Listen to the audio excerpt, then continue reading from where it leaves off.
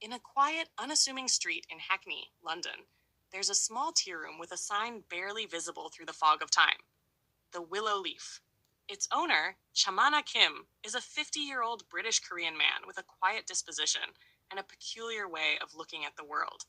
His tea room doesn't need advertisements or grand gestures. It survives on word of mouth, on the subtle strength of its warmth and memories. Good tea, he often says, finds its way to people. It's never forced. The tea room, with its mismatched furniture and shelves filled with old teacups, holds stories that seem to seep into the walls.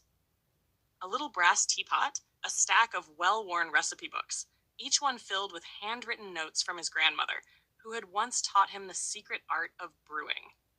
On a particularly dreary afternoon, the bell above the door jingled, and in walked a woman. Her cheeks were flushed from the cold, and her eyes were tired. "I'll take something warm, please," she said softly. "I've got a bit of a cold, and some things on my mind." Shamana nodded, his hands already moving to prepare the tea.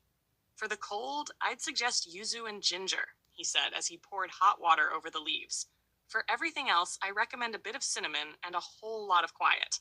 As the steam rose from the cup, she closed her eyes and inhaled deeply. "That's familiar," she said, her voice catching.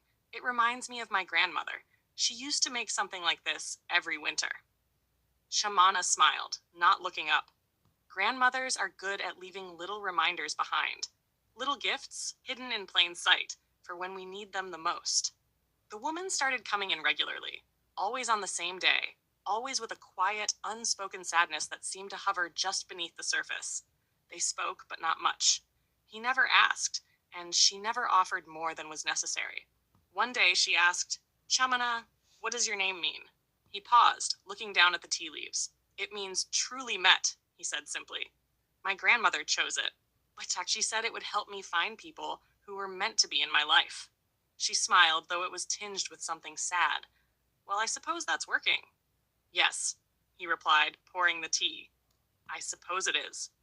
By the time Christmas came around, the days had grown colder, and the tea had deepened in richness. She sat across from him, staring out the window at the gray sky.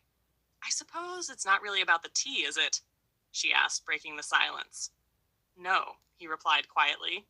"It's about what it helps us remember." She nodded and took another sip. "What's in this one?"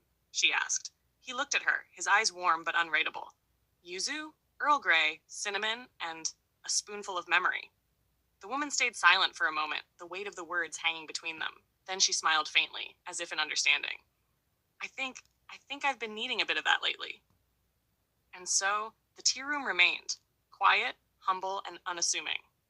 Every cup of tea a small reminder of something we've lost, something we've forgotten, something we've never really been able to let go of. In the Willow Leaf, you could always find a bit of warmth, a bit of peace. And if you were lucky, you might just find yourself truly met in the process.